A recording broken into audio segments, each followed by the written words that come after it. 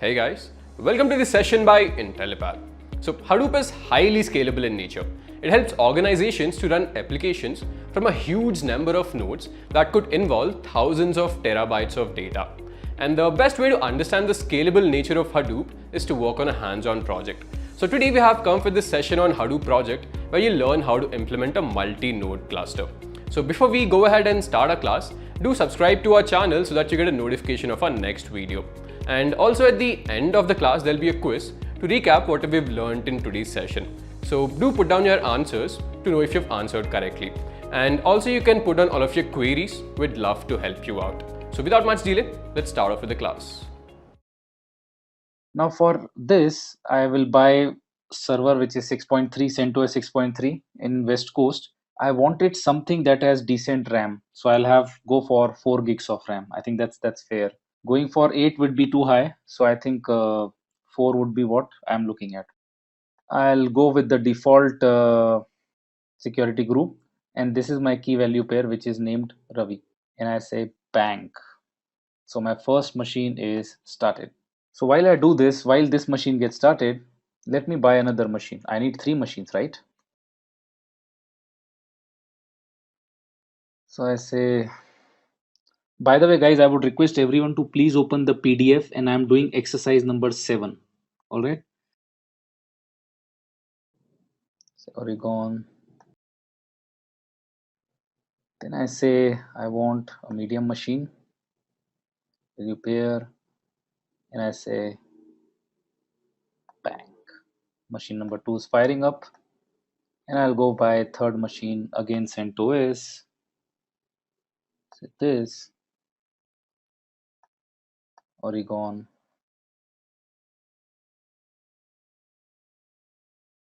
All good, and I say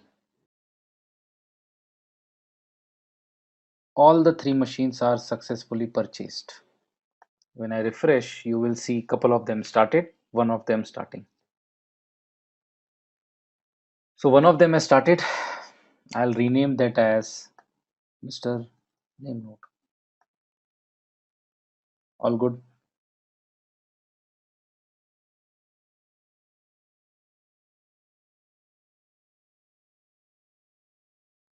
We'll soon have our other machine also getting started. Here you go. That's machine number 2. I call this as data node 1. Cool. Then I soon have third machines that will be starting.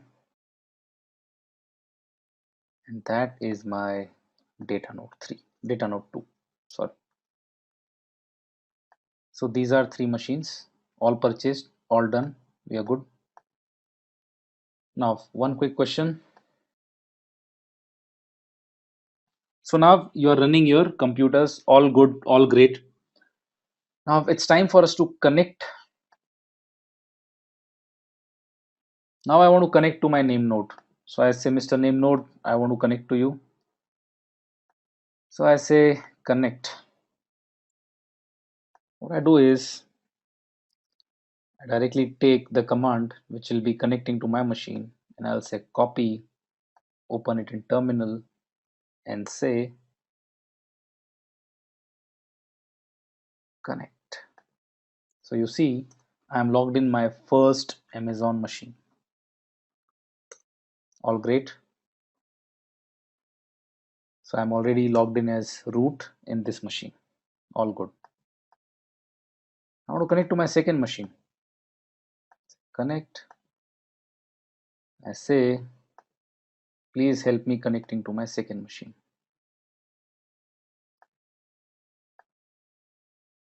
So I say, open a new shell window. And I say, please help me connect. Say yes. So I am in my second machine. Now let's go and connect to my third machine. I say connect, get the command here.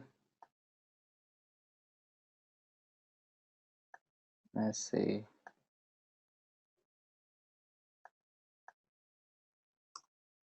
All right.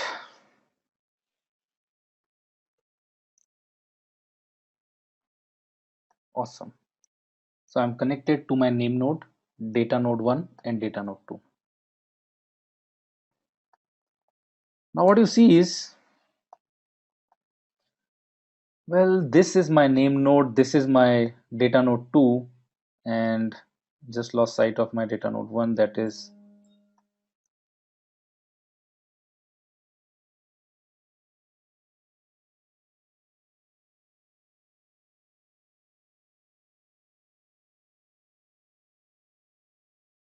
Now I have three machines, and this is my name node. Right, guys, so just a quick info. If you're interested in doing an end-to-end certification course in Hadoop, then IntelliPy provides the Big Data Hadoop certification course where you learn all the major concepts of big data, such as MapReduce, Hive, Pig, Scoop, Oozie, and Flume. So this training will build up your skill set and make you industry ready. So without much delay, let's go on with the class. Last question. Yes, Amrish, everything is uploaded. Everything is uploaded, Amrish. So, do you guys see one problem here that I'll have to remember IP addresses of all the machines, which is not a good idea. Not at all a good idea. So, let's change them to more meaningful names. So, what I do is I say, this is my IP address.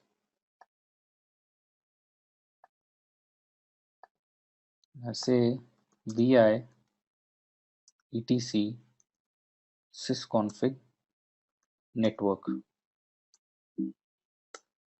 And I say I want my host name to be name node.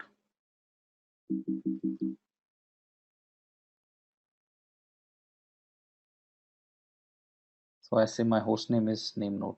All good. Then I say vi etc host. And I say whenever somebody talks to you about IP address this, please translate it to name node. Similar here. So my name node is done. Then I have to look for what is data node 1 and what is data node 2. This is my data node 1. So my data node is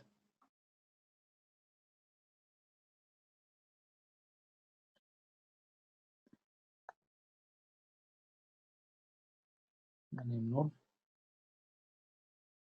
So 10 dot.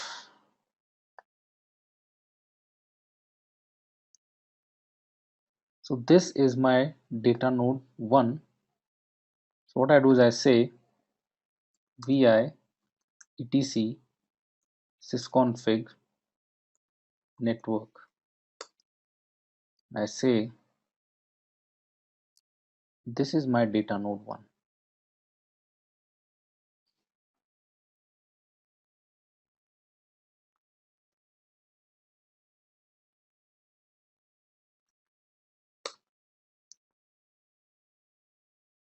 And say I have config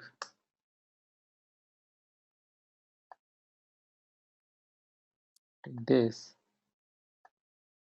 and I say vi etc host.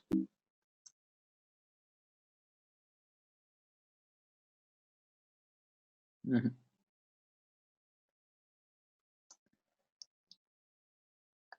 What I do is I say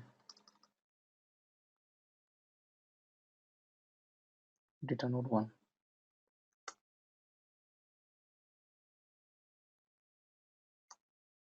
This should have been data node 1, right? All good. Now we go to machine number. So this is my data node 2. So I say vi etc sysconfig network. And I say I want my machine to be named as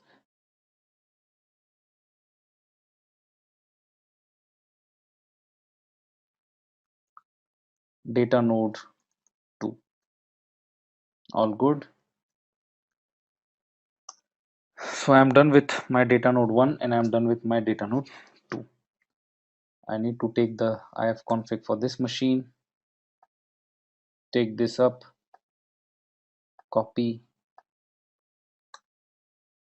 vi etc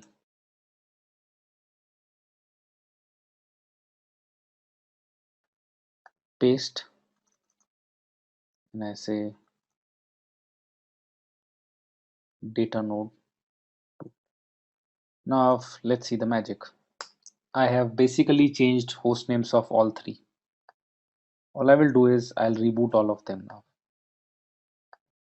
I'll restart all of them so that after this there are no confusions whatsoever. So I have shut down all of them and restarted all of them. Yes, it is possible, Arjun. You can very well. There is a browser client also. Instead of using putty, you can use a browser client. Amazon has that.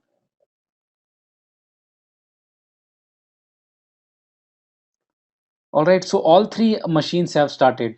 Now you see something interesting here. Okay, let's go one by one. This is my first machine. I just say connect me to this. What do you see here? You see name node. I do the same thing here,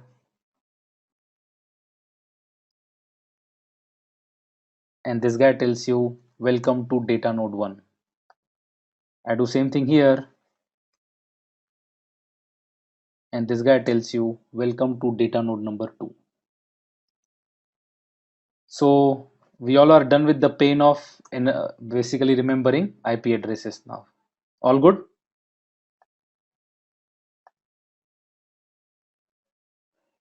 So now this is Mr. Name Node. Right, guys, so just a quick info. If you're interested in doing an end-to-end certification course in Hadoop, then Intel Pipe provides the Big Data Hadoop certification course where you learn all the major concepts of big data, such as MapReduce, Hive, Pig, Scoop, Oozie, and Flume. So this training will build up your skill set and make you industry ready. So without much delay, let's go on with the class. Mr. Data Node 1. We don't have to again remember their IPs or something. And this is Mr. Data Node number 2. Now I'll wait for a minute and request everyone to confirm.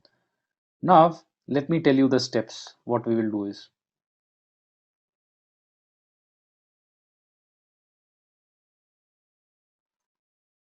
session notes. First, we have purchased blank machines with absolutely nothing on them. So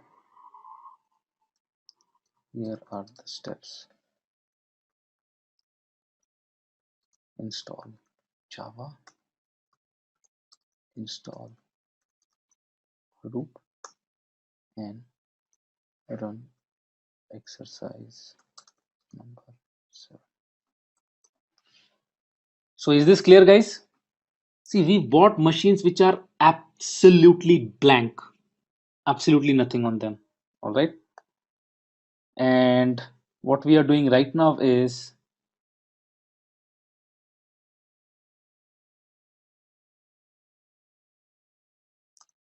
so my step 1 is install Java on the virtual machines.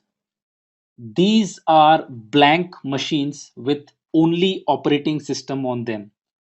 And this recording will also serve you ahead in basically at your workplace, because you will know what to do exactly from ground zero. Just okay. So these are blank machines, and you will be seeing we'll first install Java, then we will install Hadoop,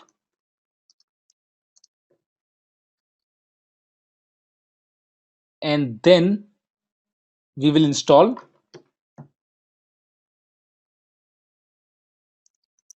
we will set up multi-node cluster. These are simple 3 steps.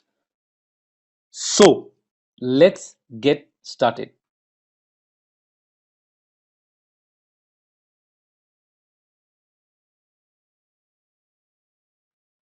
So my step 1 is install Java, where my first command is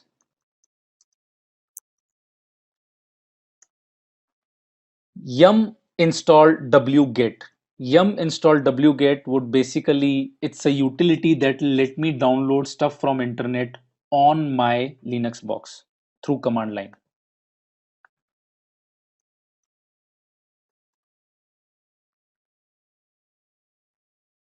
So it is yum install wget.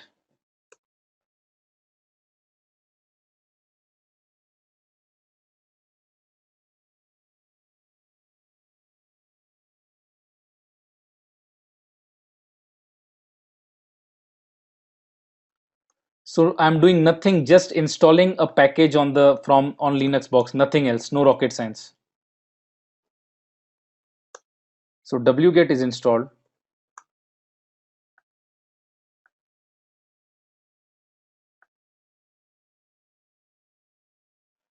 Now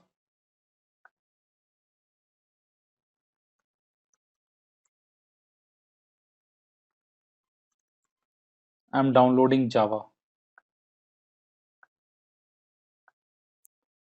So I'm doing nothing, just downloading Java from the internet, nothing else. Just downloading Java from the internet.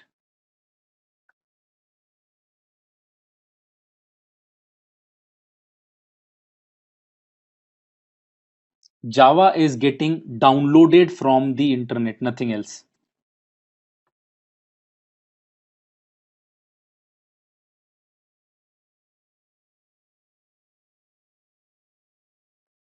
Now, when you install Java, there are certain files that are of not useful to us and they are not present. So Java may complain, but that's okay. You have to ignore those warnings and go on with the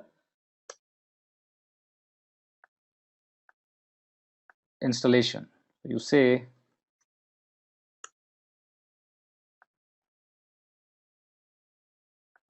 I am again doing nothing, just installing Java, nothing else. So now Mr. Java is installed.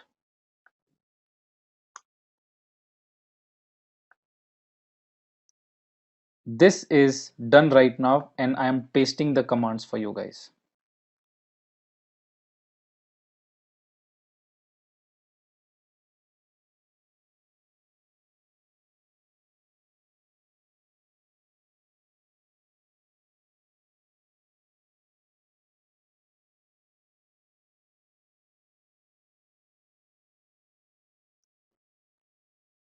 All right. So my step number one,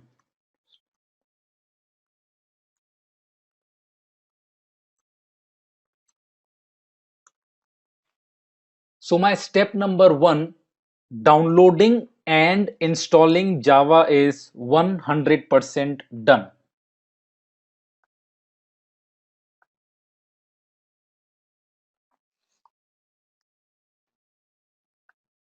Step number one is done. Let's talk about step two.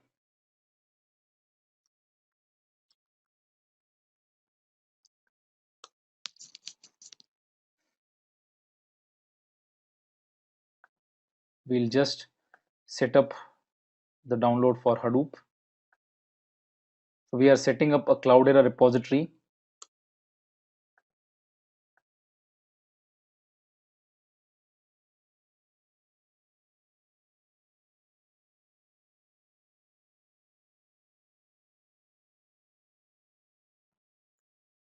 So we are right now installing a Cloudera repository. Okay, and we will install Hadoop right now in a minute. You will see that.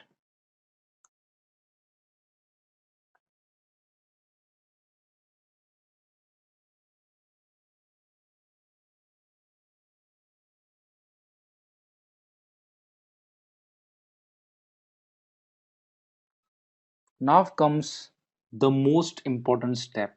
We have just set up Cloudera repository.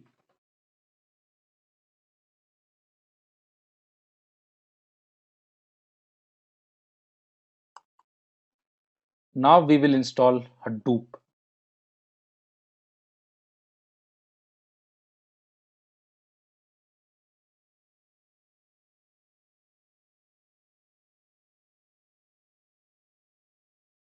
So we've just run a command and everything is happening automatically. So just run the command and you'll be done.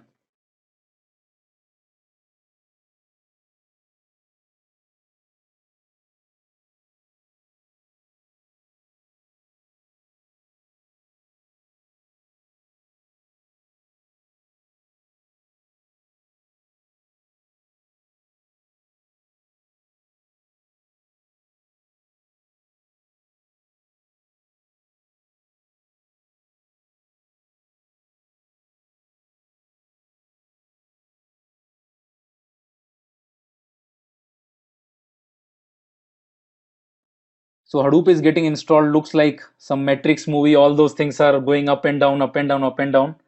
You are installing it on 3 machines together.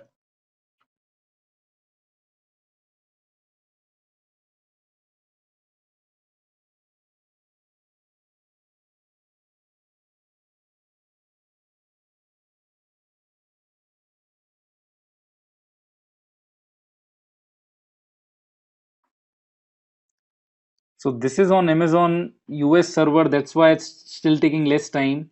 If you do this typically in India, it may take 2 hours. That is why if you see the virtual machine has already Hadoop installed for you guys.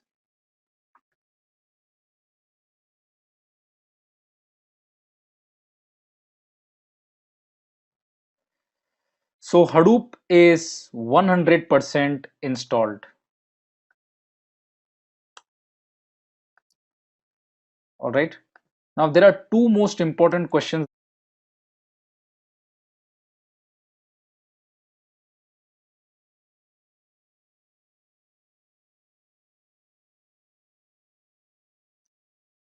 Correct. So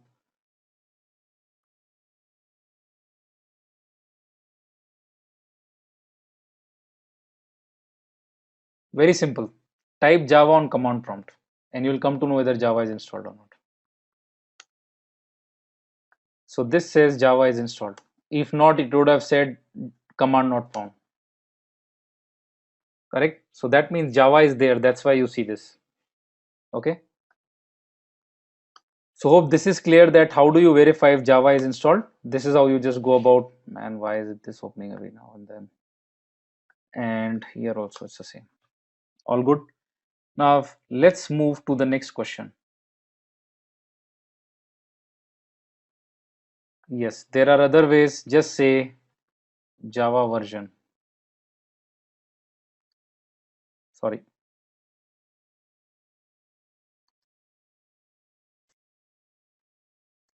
So this tells you what Java version is installed.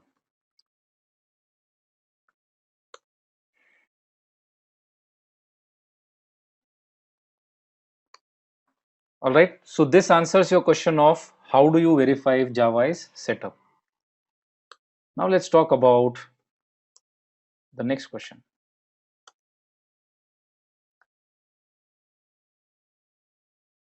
No, you don't need to. Once you install, it's already set up for you. All right. So that is how you verify if Java is installed. Now, next very important question is, what exactly is Cloudera repository?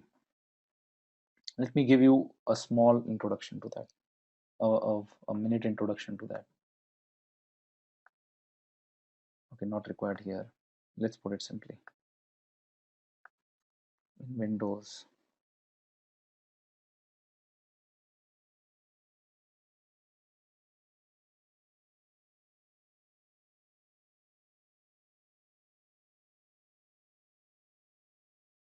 agree? All right. Now, in Unix or Linux world, you mostly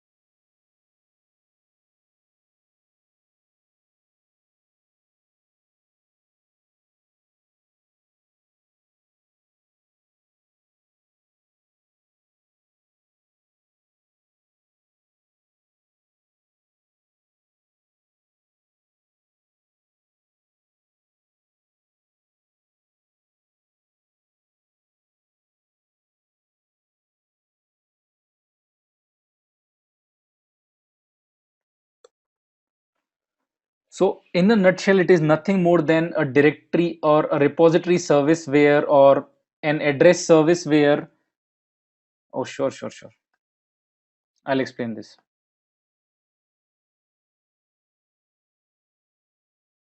Yeah. In Windows world, you download something that is exe or MSI and double click, uh, and everything gets installed. In Linux world, you mostly install stuff from command line. Now, I'm not getting into details of it as to how exactly it works, but it's this. When you order the operating system that, hey, I want to install this particular software, the operating system goes to list of repositories and checks if this software is available with them. The repository basically just has the URL or address of where this installer can be found on the internet. And what really happens is when you say yum install Hadoop, it would go to the repository and say, do you know somebody called Hadoop? And typically you will not find an answer. They will say, we don't know who's Hadoop. But then if you set up Cloudera repository, Cloudera will know where is Hadoop. So then your operating system finds that and it basically downloads and installs that for you. So it's more like a reference structure where from your command line, the control goes to the repository locations and repositories will tell you whether they have this software or not. All right. So, yippee, step 2 is done. Now, is everything clear and is it making sense?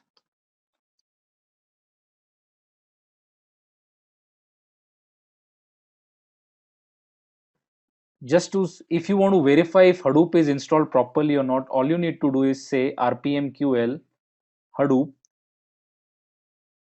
0.20 conf sudo. This tells you that yes, Hadoop is installed and this is the configuration of Hadoop. Now, this is already there in exercise number 2, step number 2. And it's clearly written that this is how you verify if Hadoop is installed or not. So that's kind of already there, yeah. Right, guys. So, just a quick info. If you're interested in doing an end-to-end certification course in Hadoop, then Intel Pipe provides the Big Data Hadoop certification course where you learn all the major concepts of big data, such as MapReduce, Hive, Pig, Scoop, Oozie, and Flume. So, this training will build up your skill set and make you industry ready. So, without much delay, let's go on with the class. So guys, this is an important logical step. And now we go to step 3, setting up multi-node cluster. Please have your PDFs open and be on exercise 7. All right. Now it's time for us to get started with the setup part. So Hadoop is installed and we're all set.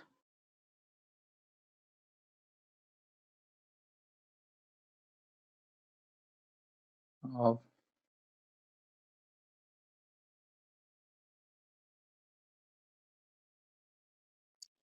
can you please open PDF and please go to exercise number 7?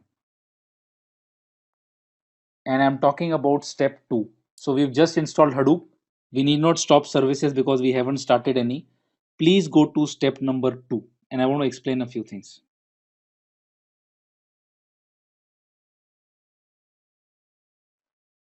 All right.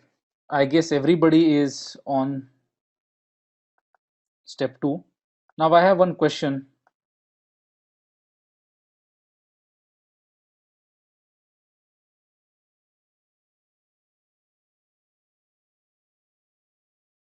So let's understand what is alternatives. So guys, if you really go deep, what you see is every software has two things. You'll have many things, but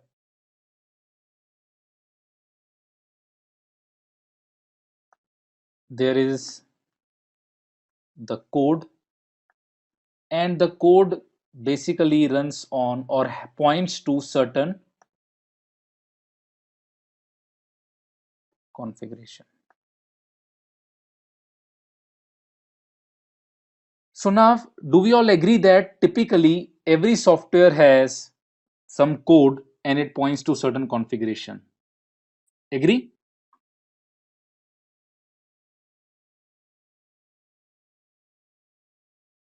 All right. Now, this I would say is your software that has code and certainly follows certain configuration. Now, Mr. Alternatives framework lets you have multiple configurations and lets you point to any of them at a given point of time. Straight, nothing else. Mr. Alternatives framework is basically, it lets you have multiple configurations and lets you basically point to any one of them. What I mean to say is, you can very well have configuration number 1 and you can very well have configuration number 2. Okay, configuration, my configuration,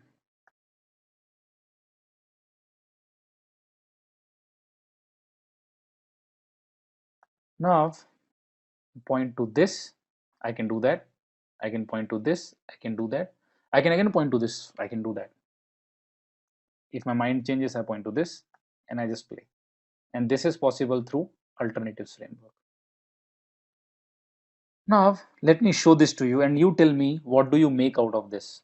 Okay, look at this carefully and tell me what is that you're understanding out of it.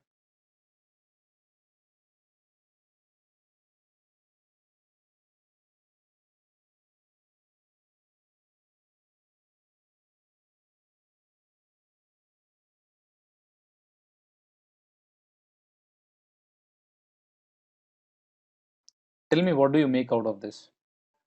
This tells you that Hadoop has two configurations on this machine. It has two configurations on this machine. As of this very moment, conf.sudo.mr1 is the one which has higher priority, and as of this very moment, Hadoop is pointing to etc Hadoop conf.sudo.mr1. If there are two configurations, one is empty, other is the other one, because it has highest priority right now, Hadoop is pointing to. So current best version for Hadoop configuration is etc Hadoop conf sudo mr1. Does it make sense? Let's understand the concept. Everything else is just running a Linux command. It is matter of just, it's a cakewalk once you understand the concept. So just focus on the concept. Concept is this: one software can run on multiple configurations, and with alternatives framework facility, you can have them and you can point to any configuration. And the priority is based on your wish. What you decide is the priority. Now you will see that in 1 minute. Okay, you will see that in a minute. So you see, what I do now is, using an empty template of configurations, I am creating a new configuration. So what I say is, let's say sudo cp-r etc hadoop conf.empty. Conf.empty is just a template, nothing else. Copy that to etc hadoop conf, let's say conf.distributed. So I'm creating a new configuration called conf.distributed. As of this very moment, conf.distributed is empty. It is empty because I'm just copying a template. That's it, nothing else. It's conf.distributed. Now just focus on what I'm doing and you'll realize the whole thing.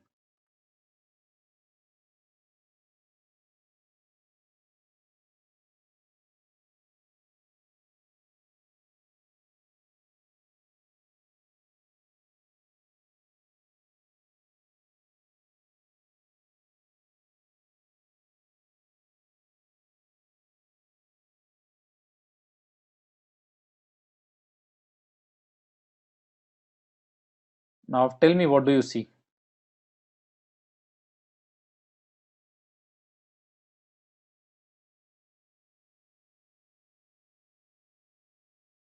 Now, does it make sense?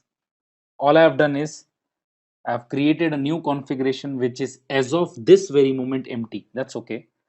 And I have set a priority which is 99. And because I have the highest priority, my configuration is what Hadoop will run with. Is that clear?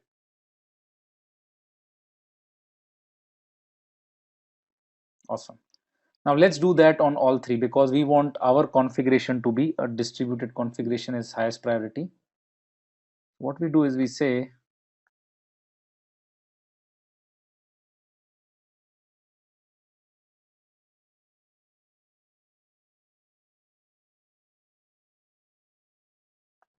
then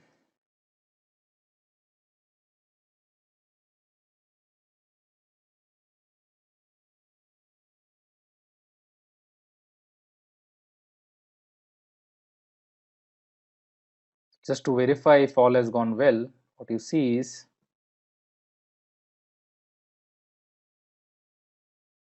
you see that our configuration gets the biggest priority. So now we are done. Now our Hadoop is pointing to the configuration of our choice, but our configuration of our choice is empty. So we will now fill the configuration. But before that, the most important point is, you know what? It's a cluster. Cluster means the machines should be able to talk to each other and they should know each other. But do they know each other? Let's see. If I say ping data node 1, this guy says I don't even know data node 1. Yeah, we are in same Amazon network. We may know each other by IP, but we don't know each other by name. That's a problem. So let's first make sure that everybody knows each other by name. So I want to stop here and say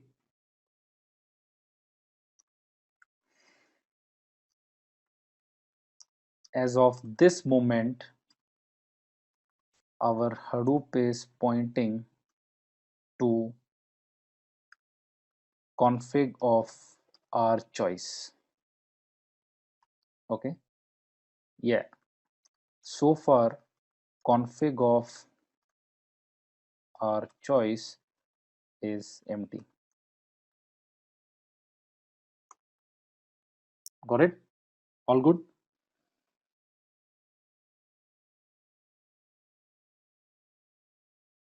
Exactly. So now after our config is correct, let's now make sure that the machines know each other by name. So simply putting it, what we'll do is I'll take ifconfig, which is this. I go and say vi etc host, and I'll say whenever I talk about data node 1, please translate it to this IP. Okay. And whenever I talk to you about data node 2, please translate to this IP. So now everybody knows everyone else. Now that they know each other, but we have to first also see, are they able to ping each other?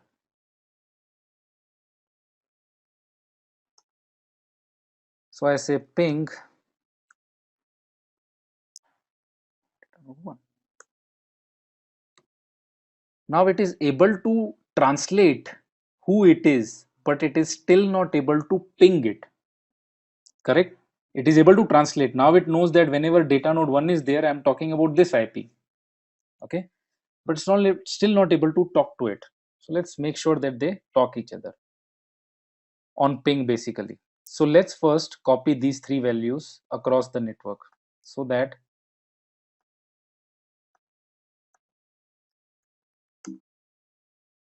so I go say VT VI etc host.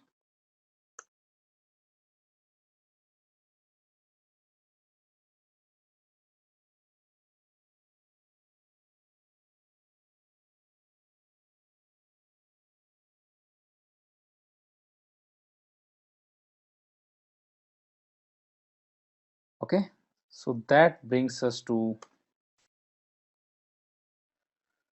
now they are still not pinging each other because the firewall doesn't allow them. So let's make sure that the firewall allows them. So if you see, let's see what security group they fall into. So when you see all three machines,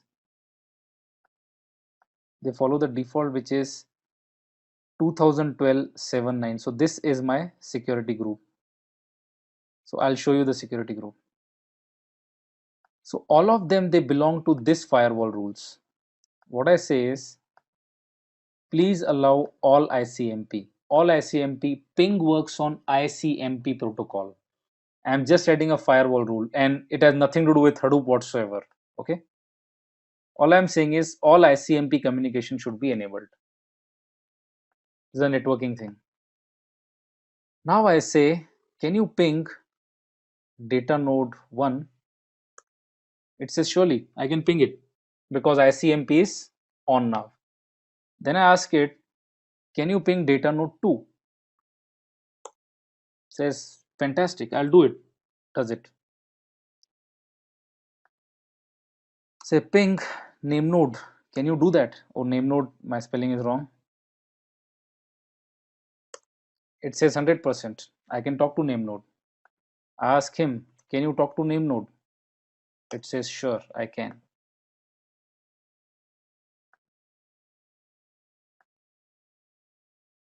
All right. So now, as of this moment, everyone knows each other by name. All right. Can you look at the PDF and I'm just following the PDF? You would see that our step 5 is now 100% done.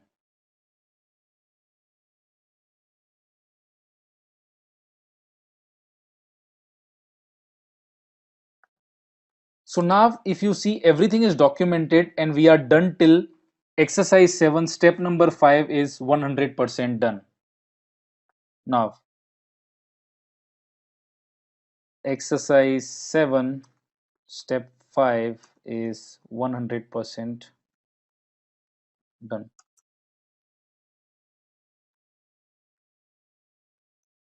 Okay, now my machines are talking. My cluster or my whole cluster is now pointing to the right configurations. So far my configurations is empty, but okay, we all agree that my configurations are empty. We haven't done anything to the configuration. Agree? Our configurations are empty. Is everybody in sync with me? We've just taken a template of an empty configuration. I haven't done anything in the configuration whatsoever. All right. Now it's time to change the configurations. Okay. So if you see, I will explain you all the configurations. Don't worry about it. If you see,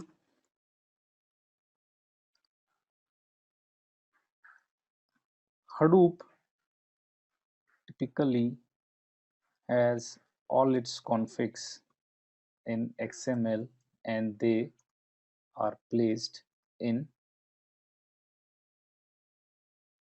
etc Hadoop conf. Okay. So now let's modify those configs and let's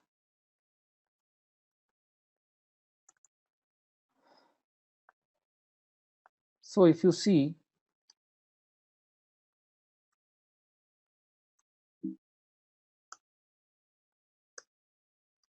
Hadoop has three most important configuration: HDFS, core site, and third one is MapReid, which we'll create right now. Okay. Once we have all these configurations ready, we can certainly go ahead and set up the cluster. As of this very moment, my cluster is pointing to conf.distributed, but that is empty. So now I will fill those configurations. Once I fill those configurations, we'll go ahead with the next setup. Now we can type all the configurations one by one, but for now I have them in XML and I will directly copy them. Okay. And then I will explain you each and every configuration. So I say vi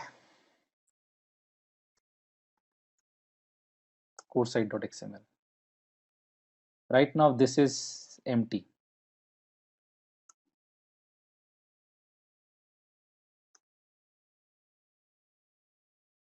I say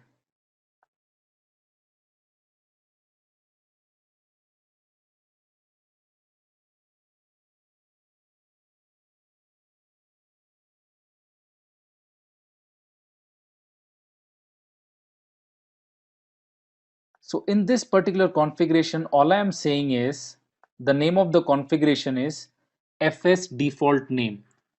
All I am trying to convey in this configuration is the name node of this cluster. The master of this cluster is a computer called name node, and it works on port 8020. I'll do exactly the same thing here. I want to tell it that your manager is name node.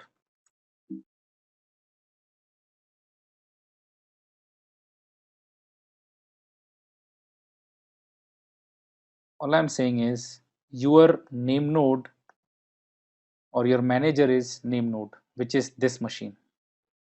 And that is how it points to the master. cd etc hadoop conf vi core site.xml.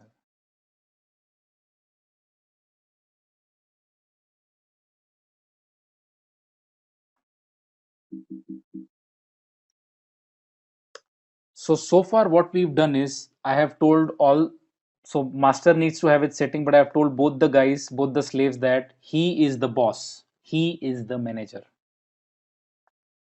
nothing else.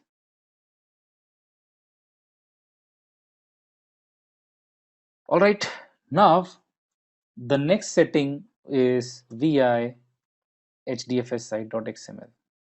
So first we'll do it on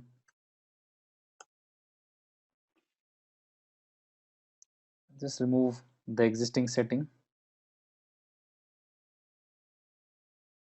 What I'll do is I'll say hdfs site.xml.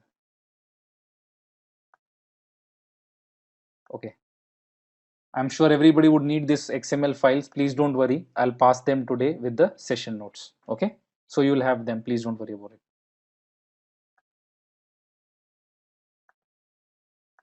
They are all yours. So if you see, there are three properties that I'm setting.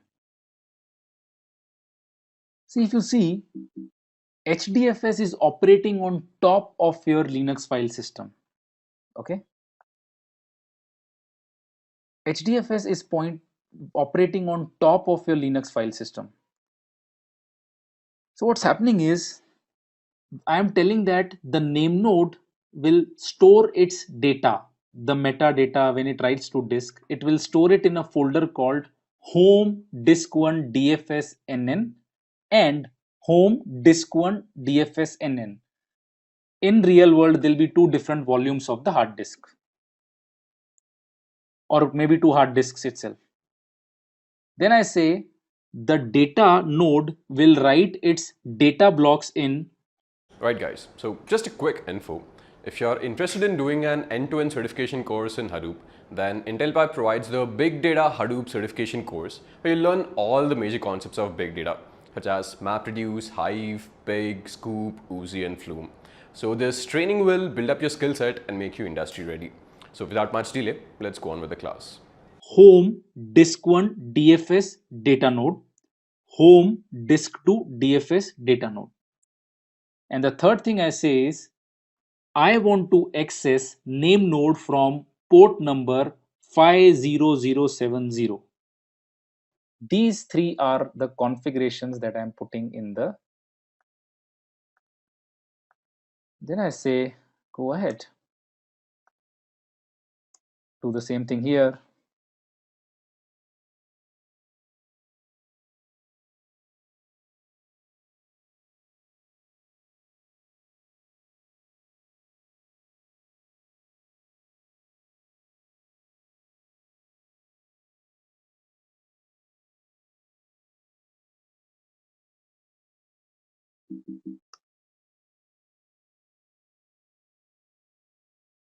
All good. Okay. Now the last file that I need to take care is MapReduce.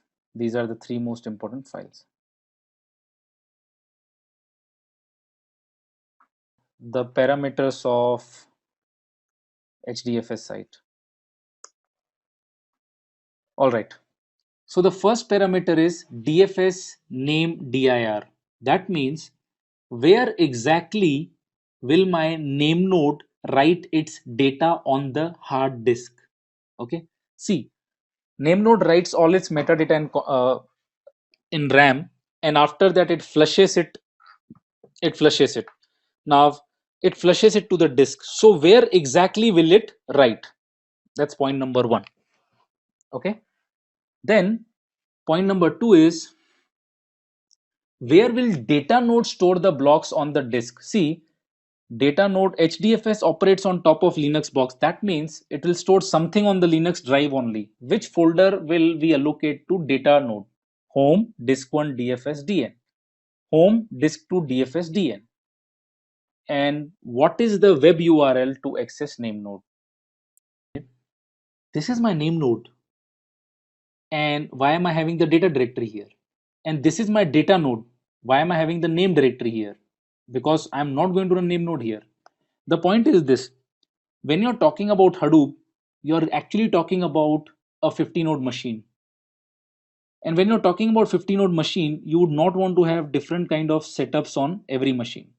So just to maintain that standard, you put all the configurations everywhere and then choose which daemon or which Java processes will you start. So yes, on the name node, data directory setting is not required. On the data node, name node directory setting is not required, but it is done from the standards perspective, just that it becomes easy for the administrator. Just a minute. All right. These disk1, disk2 that you see, these directories are going to be created by me after the configurations are done. I'll be creating them in the next step.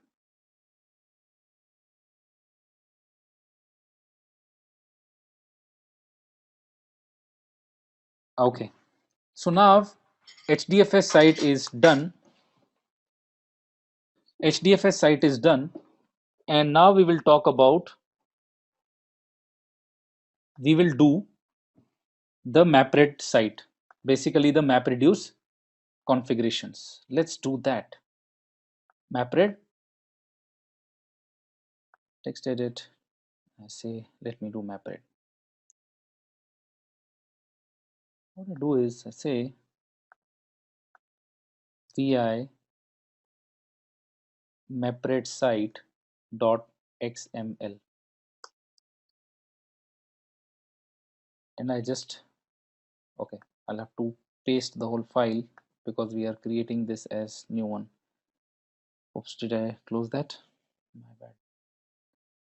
Desktop, XML files, XML files.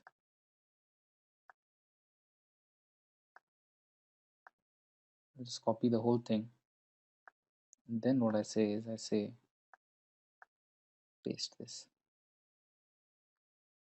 I'll explain you the MapRed configs, no worries.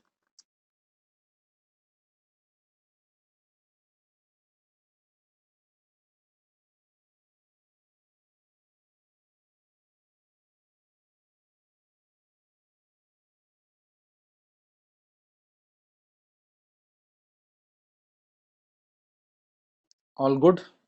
Now let's understand what is in. All right. Now the next important part is what exactly is in MapRed directories, MapRed site. If you see MapRed site, the first thing I say is who is the job tracker? The job tracker is running on the machine that is called name node and it is running on port 8021. Second, where will MapReduce write its intermediate data? It will write it in home, disk 1, MapRed, local. Third, what is the root directory for mapper? Basically, when you run a program, you are running it as, let's say, user training. So what is your current directory? It is slash user username. So that is what you are doing for what you call MapReduce. Now, once these three configurations are ready, in this configurations we have committed that we will create some directories. Now it's time for us to do that. See, these are local directories. See, MapReduce will store its data somewhere, right, while it is processing. That is the local directory. Staging root directory is when you run a particular job, where exactly do you want that intermediate data to store in staging? It will be in slash user directory inside the staging directory. So these are MapReduce specific directories. One, where it will store the intermediate data. Second, it will store some information about the job. First location is certainly not HDFS, that is the local directory, but second one is HDFS. So if you look at it, so the second directory slash user is the local directory, no, HDFS directory. The first one is local directory and second is HDFS directory.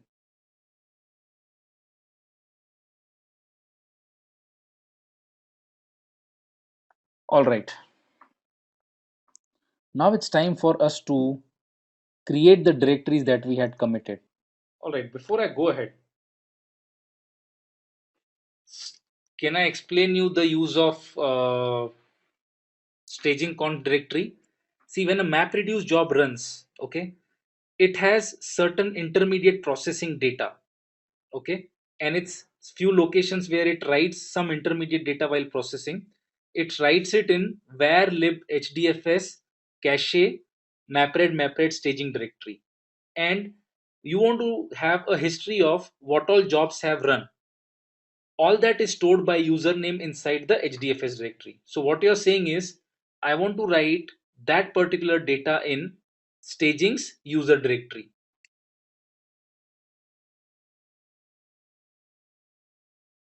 So basically all your job history is stored in that particular thing along with some intermediate processings basically.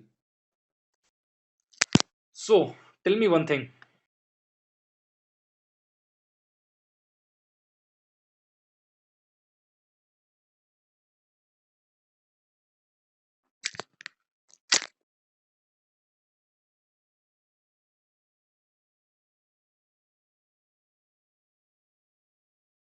Now we've committed to certain directories, let's create them.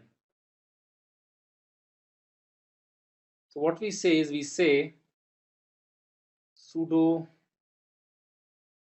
mkdir t disk1 dfs disk2 nn disk1 data node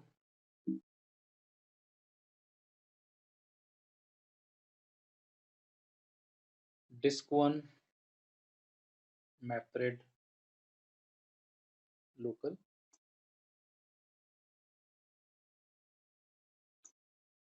All right, the directories are created. Let's create them on both the other machines also.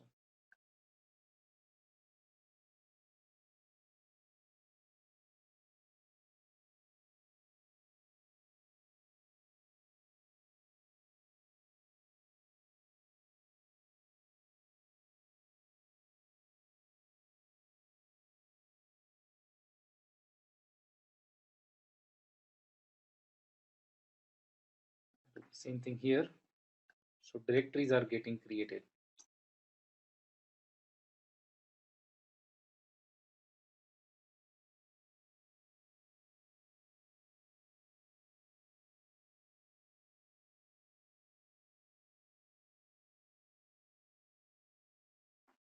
All right. Now the directories are created, and these directories are for HDFS to store its own data. Okay. That's why we need to give permissions to HDFS and MapReduce on these directories. Okay. So our goal is to now give permissions to these guys. What we do is we say sudo chown -r HDFS Hadoop home disk 1.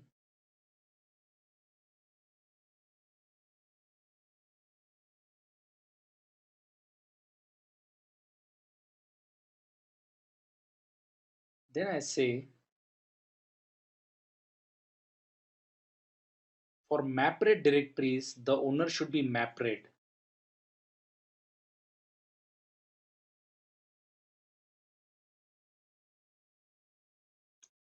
All done. Ownerships are now given to everyone. This all I'm doing is just creating those directories which are required and giving the permission, nothing else. No rocket science here.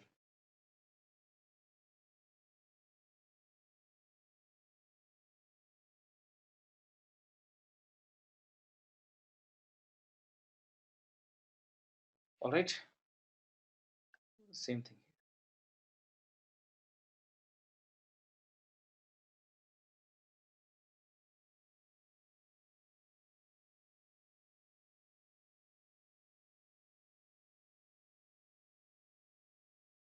Okay, I've done a mistake here.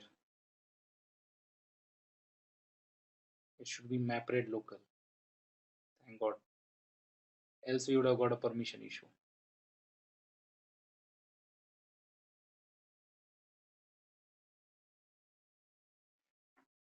Okay. And here the same thing.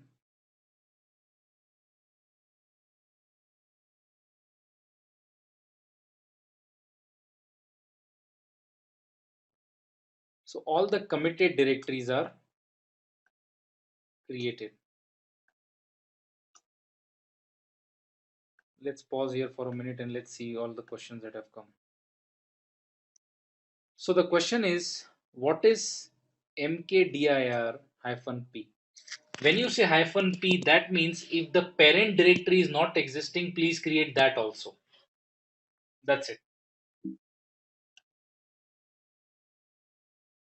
What does HDFS Hadoop means?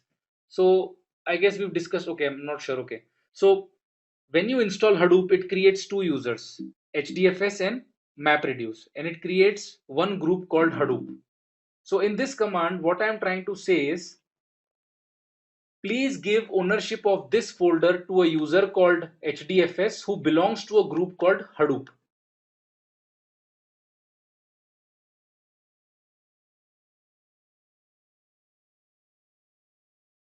All right. So now all the directories that we committed are created right now. Now all the required directories and stuff is there. All we need to do now is start necessary processes. See the cluster. All right, guys. So we've created everything. Now we will just start name node on the name node machine, data node on the data node machine, and we will see everything working together.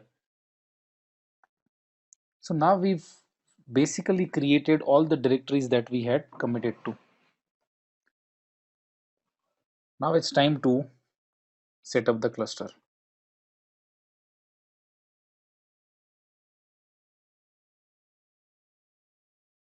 What you do is you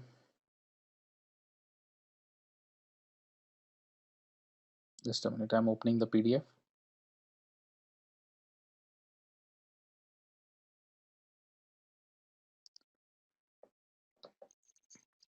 Now we are setting up the cluster and we will format the name node. So what I do is I say sudo new hdfs Hadoop name node format. So the name node is formatted now. All done.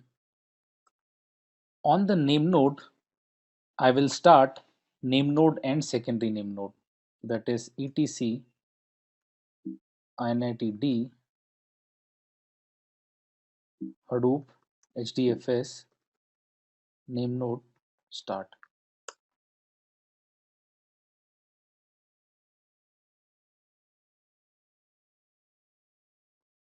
Yes, we will format name node only on the name node because only that there is only one master, right? So we'll format the master. Okay, I'll tell you what exactly heap size is. See, this heap size command is for our what you call classroom setup where we do a multi-node setup on virtual machines where RAM is very less. Okay, so I'm not doing it here because I have full RAM. I don't have to worry about setting the heap size less than, let's say, 200 or something.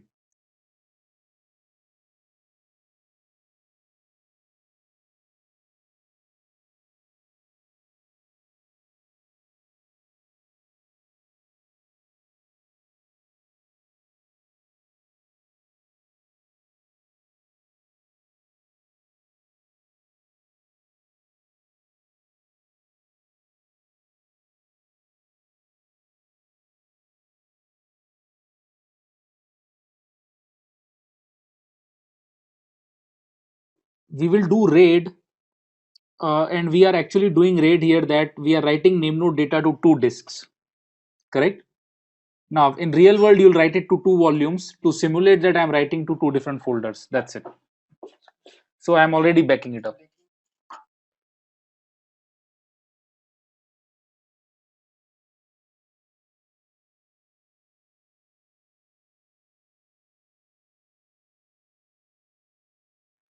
Now, our name node and secondary name node is up and running. Let's verify that.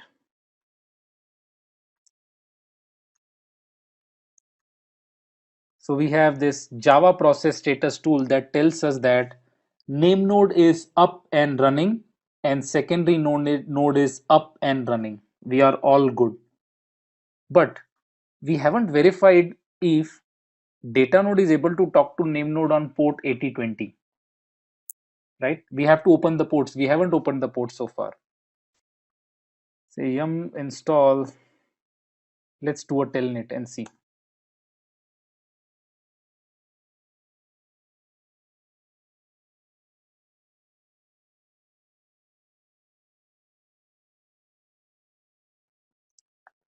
So now let's see if we are able to telnet to the name node. That is important. So I say telnet name node 22. 22 will work. That means port 22 is open. Now let's see if I'm able to do that for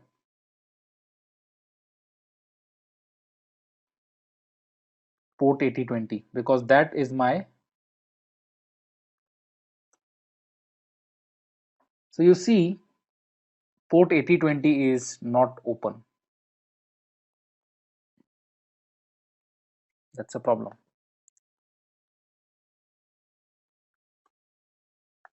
Now if port 8020 is not open, you will have to talk to your network guy and open it. So what we'll do is we'll simply go ahead and say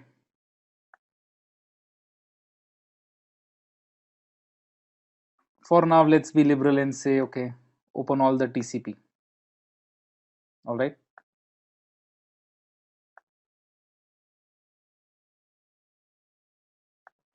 So let's say you do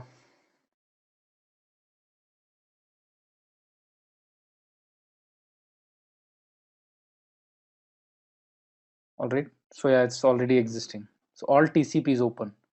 But having said that, you will still not be able to do it because the reason is this.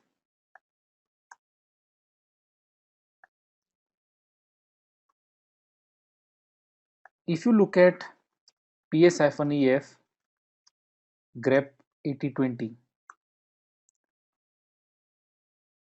what you see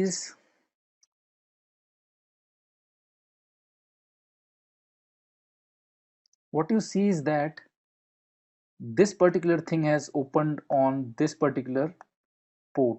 Along with that, it should have ideally been 0000. Now just a workaround. Now my this machine is not able to reach. Okay, what we will do is, for right now we will just disable the firewall. Okay, again this is a networking concept. We will just disable the firewall on Linux boxes so that they are able to talk to each other. In real world, your network guy will take care of the firewall. I am just disabling it for now.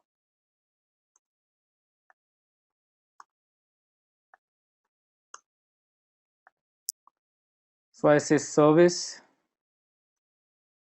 IP tables save stop.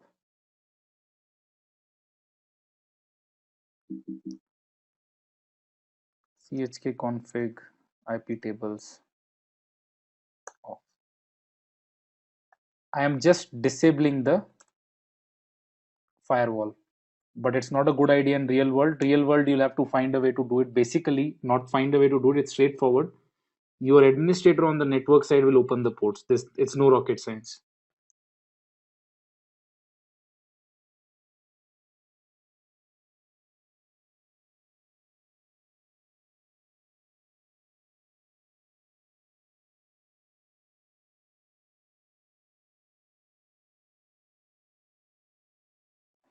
All done. Now let's see if I'm able to do a telnet.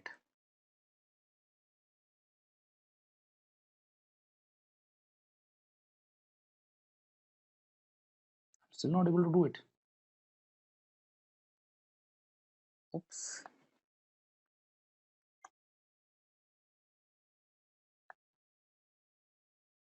Now it's tricky.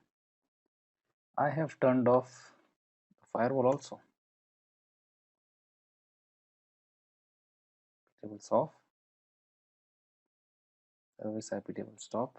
Save.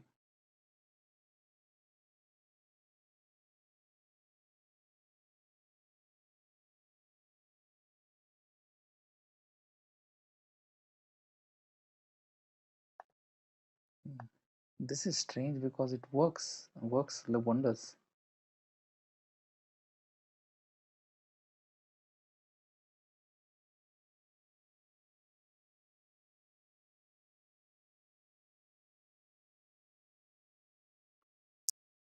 One minute. This is crazy. Works.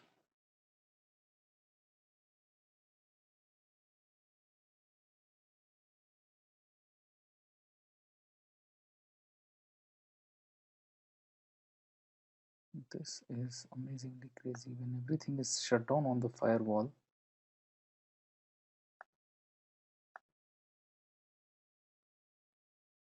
now does everyone belong to 2012 group? Let me just check.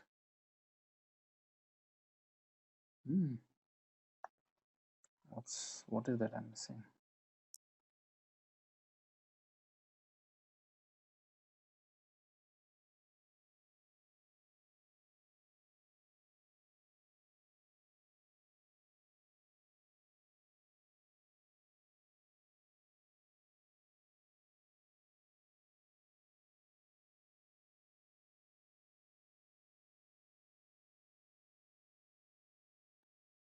It's 2012. Yeah, they all belong to the same, very same security group. This one.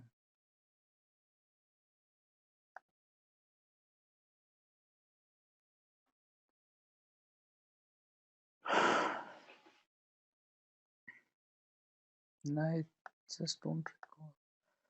What else could be it?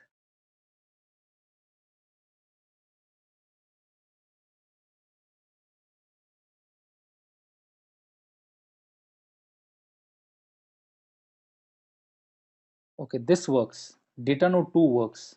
Wow, isn't that strange?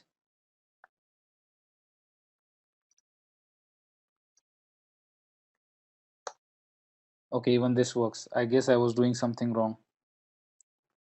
What's, or maybe I just shut it down before. So anyways, so this works. 80-20, and this works. All right.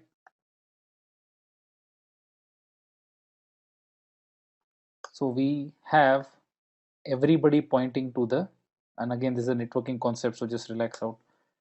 It will be done on the firewall level on in your what you call company. Now my name node and secondary name node is up. Now I will bring up the data node. So what I do is,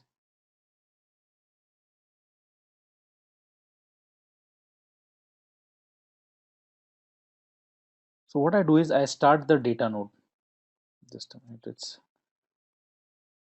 uh,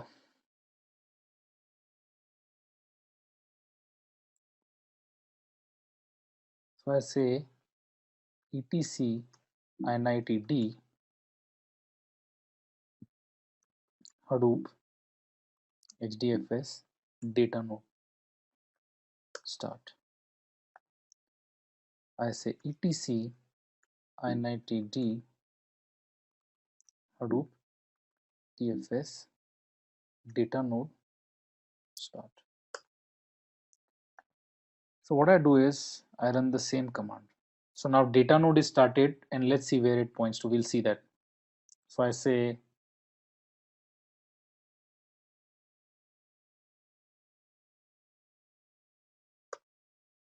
so you see data node is started.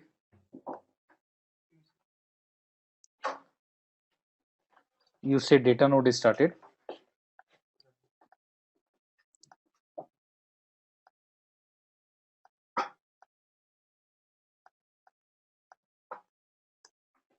And here also you see data node has started. All right. All right. Just a minute.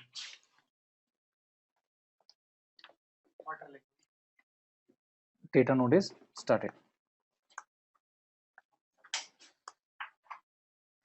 Now, if you see on my master node, my name node and secondary name node is up. On my slave node, my data node is up.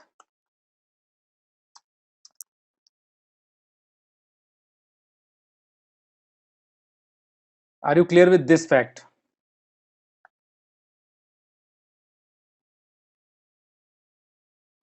Great.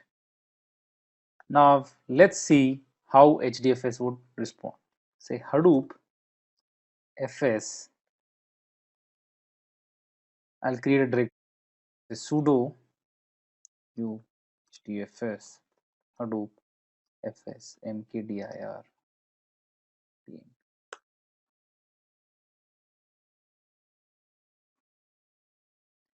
So I've created a directory called temp, and I will do chmod 1777. So I have run two commands on HDFS. Now let me show it from the cluster. I say Hadoop FS ls, show me the contents of root, show me the contents of the HDFS.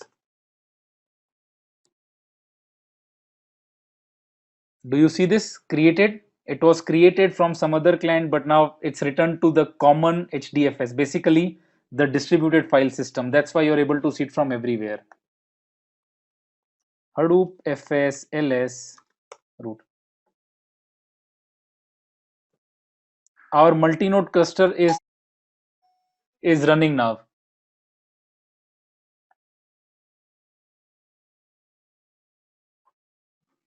Our multi-node, okay. Now let me create a file here. I say Hadoop fs mkdir user root sudo -u hdfs.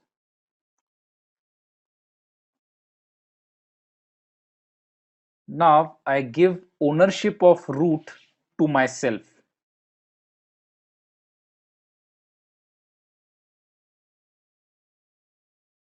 Now I put 3 files there. I'm putting 3 files from HDFS.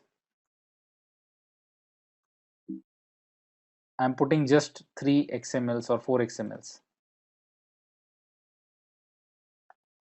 Let me create another folder called input so that we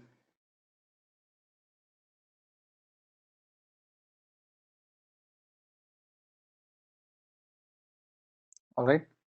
So what you see is created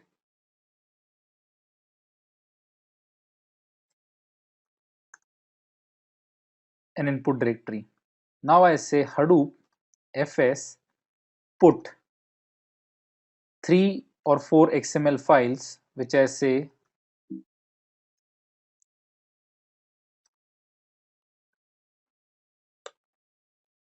so I am dumping 4 files from Linux file system to Hadoop file system.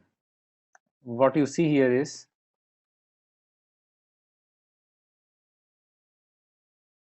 do you guys see the files? Hadoop fs ls input. It's a distributed file system and everybody can see that. Hadoop fs is a prefix to every command that you're running on Hadoop file system. You are creating a directory on a distributed file system. That means everybody can see everything. Okay, it's a distributed file system. Let me just show it to you. Hadoop fs mkdir test directory from data node.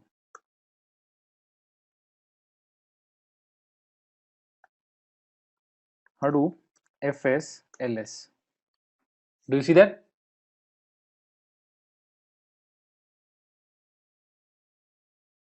It's a distributed file system.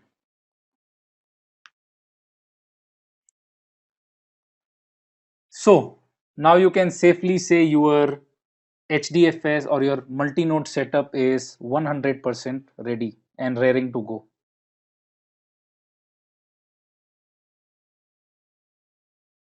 Now let's get to the MapReduce part. Now in a multi-node cluster, we've already created temp, we've created our root directory, we've created input directory also. Now it's time for us to create a MapReduce directory, that's a system directory for us to run our program. What we do is we say Hadoop fs sudo hdfs Hadoop fs mkdir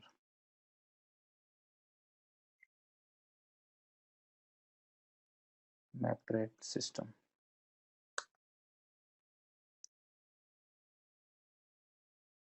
We give the ownership of that directory to mapred user. So we say ch own mapred Hadoop. So mapred owns this particular directory. All right, all done. Now it's time for us to run a MapReduce program.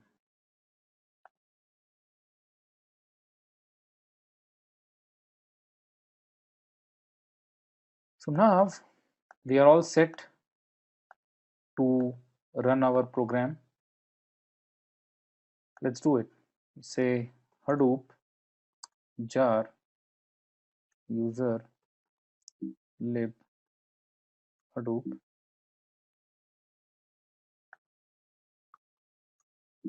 Hadoop examples input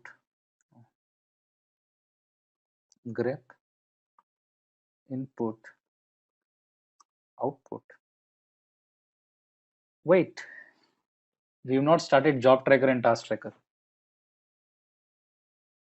We've not started job tracker and task tracker. Let's start. etc NITD Hadoop start. So I've started job tracker on the master.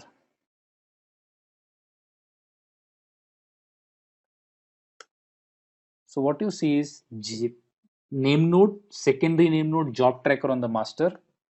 Here we will start the task tracker.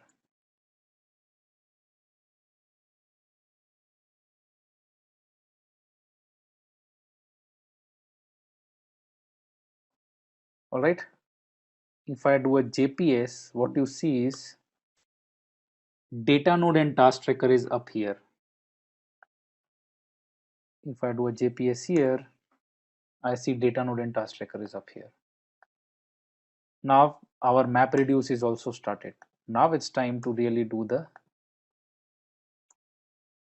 what we say is we say Hadoop jar user lib Hadoop 0.20 Hadoop examples dot jar grep input output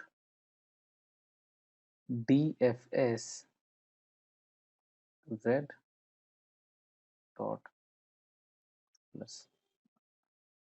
So for guys who have already done the first hands-on, you guys easily. So now I am running the job.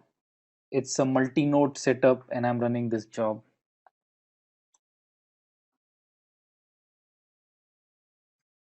I hope it runs. No, it doesn't. It says there are some issues. Let's see what.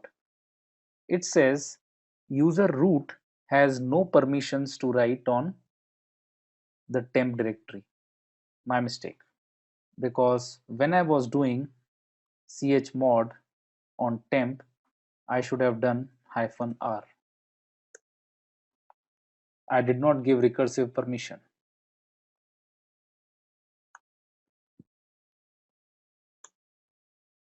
Oops.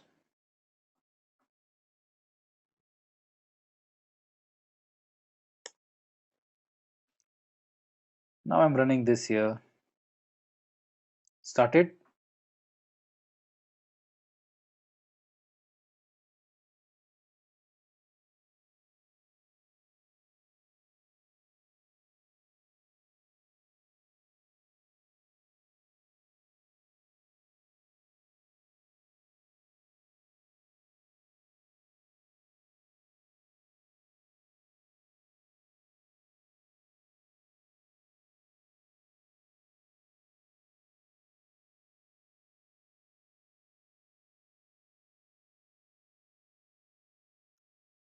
All right, job is done.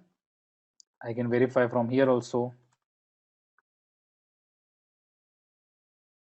If I see output, say Hadoop fs cat output.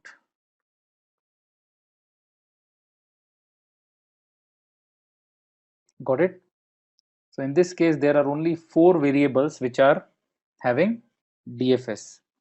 So this brings us to the end of the session. So if you have any doubts or any queries, do comment below. We'd love to help you out. So thank you and happy learning.